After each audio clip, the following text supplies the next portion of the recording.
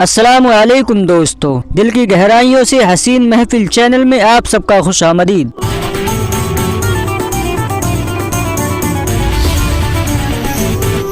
تو پیش کرتے ہیں آج کا ایک نیا واقعہ حضرت صالح علیہ السلام کی زندگی کا۔ حضرت ہود علیہ السلام کی امت جو عاد کہلاتی تھی وہ اللہ تعالیٰ کے عذاب سے ہلاک ہو گئی، اور اس میں کے باقی بچے ہوئے لوگ پھر آباد ہوئے، ان کی اولاد بڑھتی گئی، انہوں نے اپنا نام سمود رکھا۔ یہ لوگ بھی اور قوموں کی طرح آہستہ آہستہ بت پرستی پر اتر آئے اور برے کاموں میں پڑ گئے، تو اللہ نے ان کے پاس حضرت صالح علیہ السلام کو نبی بنا کر بھیجا۔ انہوں نے اپنی قوم سے کہا کہ اللہ تعالیٰ نے قوم ہود کے بعد تم کو سردار بنایا اور زمین پر آباد کیا، تم زمین میں بڑے بڑے محل بناتے ہو اور پہاڑ کو کاٹ کاٹ کر اس پر بھی گھر تراشتے ہو، تم اللہ کی نعمتوں کا شکر ادا کرو اور زمین میں فساد مت پھیلاؤ۔ ان کی قوم کے امیر اور سردار لوگ جو غرور کرتے تھے، انہوں نے ان غریبوں سے پوچھا جو حضرت صالح علیہ السلام پر ایمان لے آئے تھے کہ بھلا تم کو یقین ہے کہ صالح کو اللہ نے نبی بنا کر بھیجا ہے؟ ان غریب ایماندار لوگوں نے کہا کہ ہاں، ہم کو یقین ہے، حضرت صالح علیہ السلام کو اللہ تعالیٰ نے نبی بنا کر بھیجا ہے۔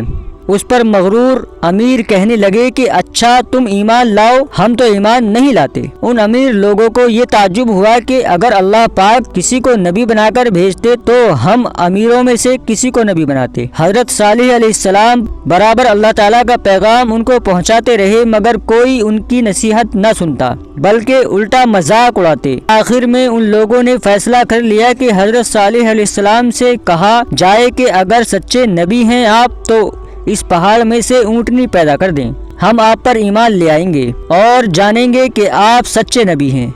حضرت صالح علیہ السلام نے اللہ سے دعا کی، اللہ تو سب کچھ کر سکتے ہیں۔ اللہ تعالیٰ نے حضرت صالح علیہ السلام کی دعا قبول کی اور ایک پہاڑ سے اونٹنی پیدا کر دی، لیکن ان کی قوم یہ سچائی دیکھنے کے بعد پھر بھی ایمان نہ لائی۔ یہ اللہ کی اونٹنی ایسی تھی دوستوں کہ جس چشمے پر جا کر پانی پیتی تھی سب پانی ختم کر دیتی تھی۔ اب تو ان کی قوم کے لوگ اور بھی زیادہ پریشان ہو گئے۔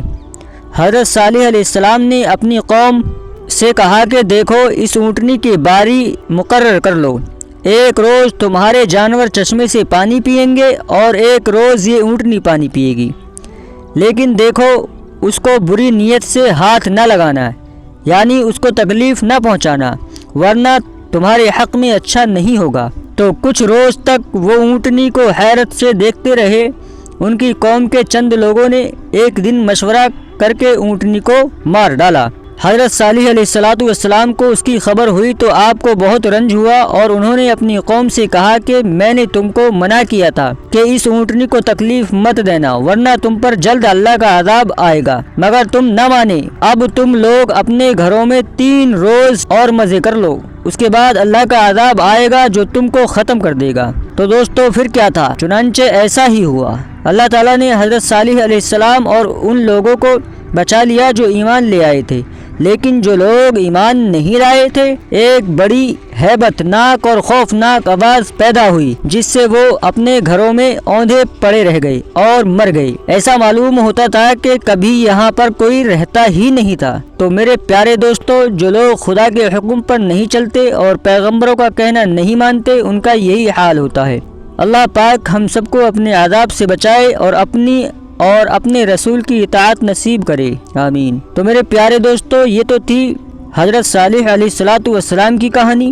پھر کبھی ملتا ہوں ایک نئی کہانی کے ساتھ، تب تک کے لیے اجازت دیجیے، خدا حافظ۔